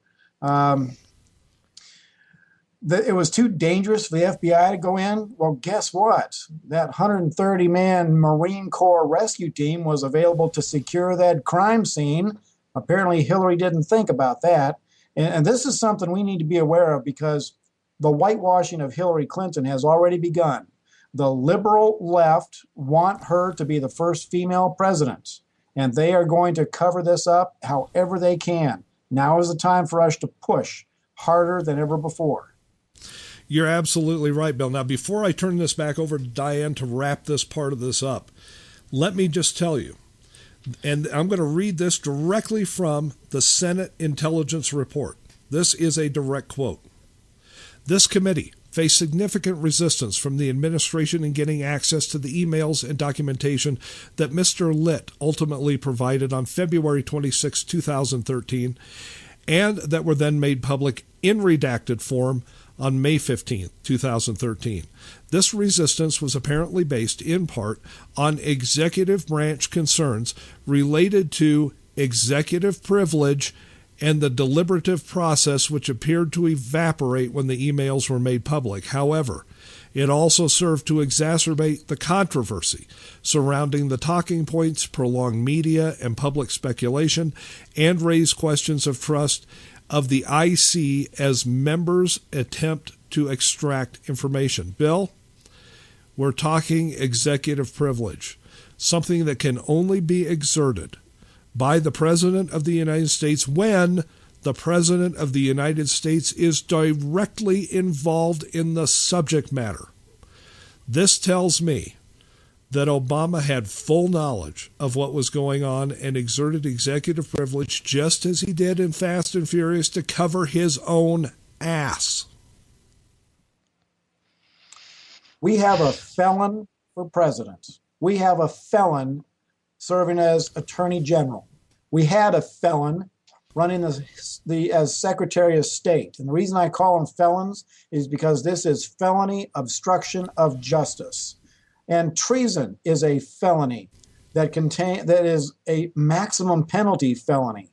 How long are we going to let these felons run this government? Is there anybody out there besides Nancy Pelosi who is gullible enough to trust Eric Holder to do an investigation? Well, I guess Joe Biden would fall for it, but anybody with an ounce of common sense knows that Eric Holder is using his position to obstruct justice, to prevent the American people from knowing the massive crimes that are being perpetrated by the man in the White House and his minions. Diane, I'm going to turn this over to you at this point. And folks, if you're not already sitting down, grab hold of something firm, because this is going to shake you. I'm telling you, I'm not kidding. This is going to shake you. Okay, and let's start with, like Craig and I have said right from the beginning, we both believe that Ambassador Christopher Stevens was killed in a targeted kill because Obama could not let the information leak out before the election that he was involved, if not organizing, the gun and weapons running operation to the Al-Qaeda Syrian-backed rebels, the enemy. And we also believe that towards the end, Stevens realized he was betrayed and that no one from his side, from the administration, from the State Department, or Hillary herself, was going to help him. So what did Ambassador Stevens do? He reached out to the opposition. And who do we believe he reached out to? John Boehner, the Speaker of the House. This is the man that will not under any conditions allow the special private investigation into Benghazi. Now, we believe this for a specific reason. And Craig, would you like to play that little snippet? Yeah, you keep telling them about this. Let me go grab that snippet because this is really something, folks. I'm telling you. Just keep telling them, Diane. Okay. John Boehner did a interview with Laura Ingraham that has since been sort of buried. We believe that John Boehner is involved in this because he did a little publicized radio interview with Laura Ingraham. And in that interview, and Craig is going to play it, he said he had heard chatter about the gun running being at the center of the Benghazi scandal, but he couldn't elaborate on it because it came from a, quote, classified source. And we believe that source that they're trying to protect is Ambassador Stevens himself. Okay, let's take a listen. It's a very brief clip. Have a listen to this. Mr. Speaker, Rand Paul asked a question about funneling perhaps arms from Turkey through that CIA annex to be shipped ultimately to Syrian rebels. Hillary Clinton, there were about 4 or 5 beats before she answered the question. Do you know anything about this? And have you been briefed on any possibilities? There have been news reports, a lot of military blog conversation as well about this. I'm somewhat familiar with the chatter about this and the fact that these arms were moving toward Turkey. But most of what I know about this came from a classified source. I really can't elaborate on it. Okay. He says most of what he knows about this came from a classified source, but he really can't elaborate on it. Who is that classified source, Diane? Who do we believe that source to be? Christopher Stevens himself. Now, there's other reasons for that. On September 19th, 2012, 8 days after the attack, and again on October 25th, John Boehner met with Leon Panetta. At this point in time, Boehner still kind of trusted Panetta, which was a really bad mistake, claiming it was to discuss issues like the IRS scandal and such. But come on, people, we're not that stupid. Here it was, our embassy was just attacked. 4 Americans were killed. The Speaker of the House meets with Leon Panetta, and they didn't discuss Benghazi? No. I think they discussed Benghazi up the wazoo. And when Panetta realized that Boehner knew something, he immediately told Obama and Hillary, and they then set up a foundation to silence Boehner, to stop Boehner from okaying what we the people and the families left behind so demanded, which was an independent investigation into Benghazi. How did they silence him? Blackmail, plain and simple. Because, and this is the part that's important, it's in 2 parts. We also believe Boehner knows the others besides himself to whom Stevens sent this information, and that Obama and crew know he knows, but at this point in time, they haven't been able to break him on it. So they had to set up some kind of blackmail of sorts to keep him in check. And what did they do?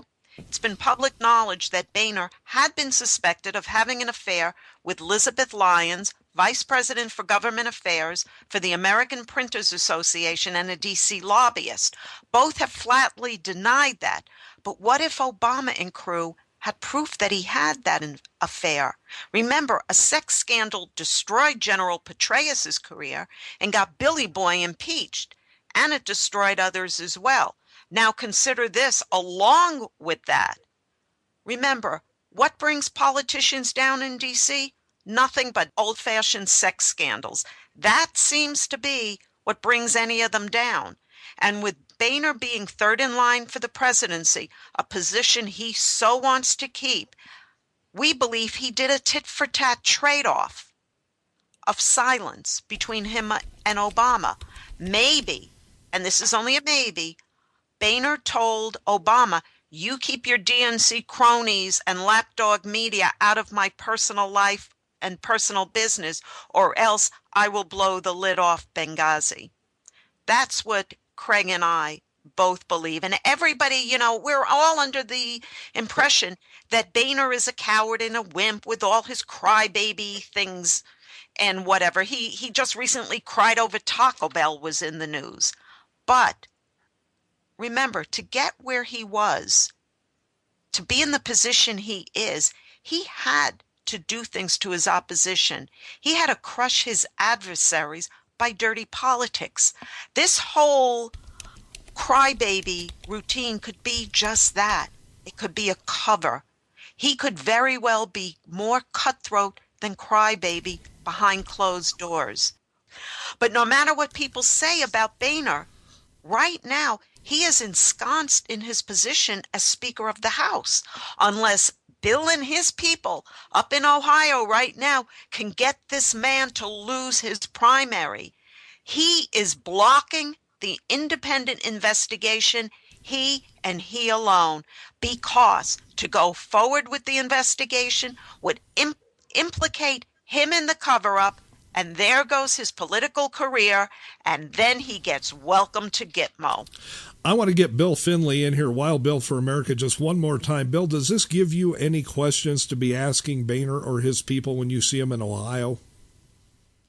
Oh, if I come face-to-face with Mr. Boehner, I will ask some questions, but I don't expect any more truthfulness than I would get from Hillary.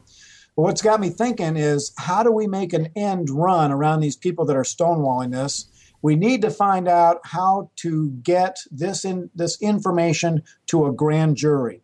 And in order to do that, we need to have a grand jury that would have jurisdiction, perhaps in the state of one of the victims who were murdered. That may give them the authority to do a grand jury investigation. And if a grand jury of the citizens came down with a true bill, which means there's enough evidence to take it to trial, that might help force our hand. You know, that's a great suggestion, and let's start looking into those possibilities, because we're not going to get anywhere with Eric Holder. We're not going to get anywhere with this administration or this regime. It's absolutely insane. Folks, I would invite you to please go read Diane's blogs over the last couple of days at thepatriotfactor.blogspot.com.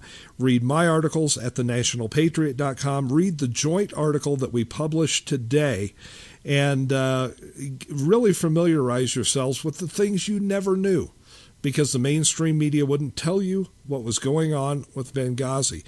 It's an important story. That's why we have dedicated an entire hour. We're not going to let go. We told you in the last couple of weeks we were not going to let go of Benghazi, and we're not. This is what we've done for the last week, Diane and myself, and we're just scratching the surface. When you read that report, and we have the link to the report in today's article at the bottom, you're going to be absolutely amazed by what you see there. But I want to, before we go in just the few brief seconds we have left, Diane, I want to tell folks once again, I'm going to let you do it. Who is our guest coming up next week? My second favorite person next to Wild Bill, Lieutenant Colonel Alan West. Do I get to keep my job now? Bill's nodding yes. And let me just quickly ask and find out something here real quick. Hey, Mohammed Hussein Obama, how excited are you that we've got Alan West next week? Yeah, that's what I thought. He's head over heels about the idea, or actually diaper over butt. But anyway, Wild Bill for America, Bill Finley, thank you so much. Can't thank you enough for being with us for so long today. I'll tell you what, you've got your work cut out for you in Ohio, but they could not have found a better man to do it. Thank you very much. Even though this is a battle in Ohio, John Boehner is a national concern. If some of your listeners would like to help from their keyboards with this battle, please send me an email, bill@wildbillforamerica.com, and put Ohio in the subject line. We need some more help up here. Diane, it's time to wrap it up for this show, but we've got a great show coming up for you next week. Look forward to more blogs. I'm Craig Andreessen from the National Patriot. She is Diane Sori from the Patriot Factor. And for everybody out there in America who loves bugles, let's take this country back. Say goodbye, Diane. Bye.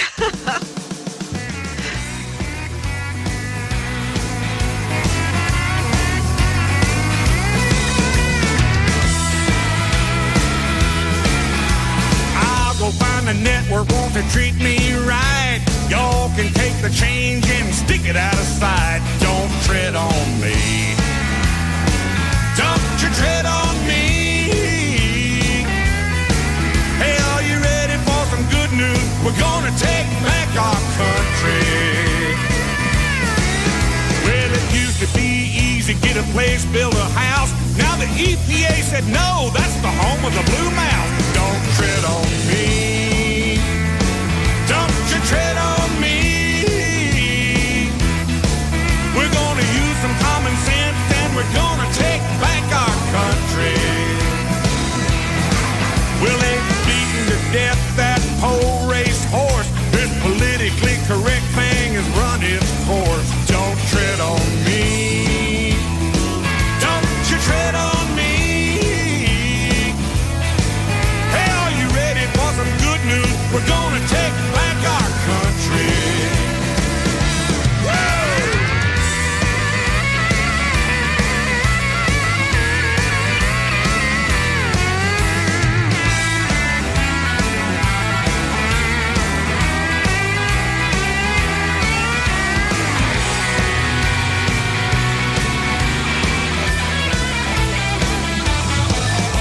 Facebook, Twitter, YouTube, and Bing.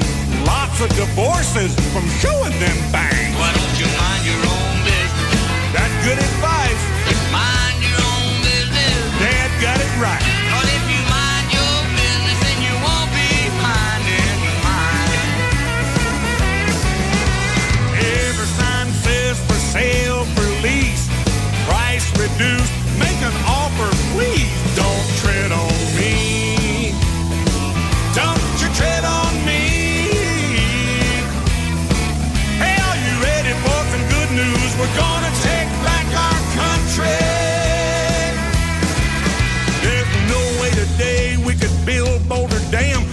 Way too many government permit scams. Don't tread on me. Don't you tread on me. Hey, are you ready for the good news? We're gonna take back this country. Hey, Barack, pack your bags, head to Chicago. Take your teleprompter with you so you'll know where to go.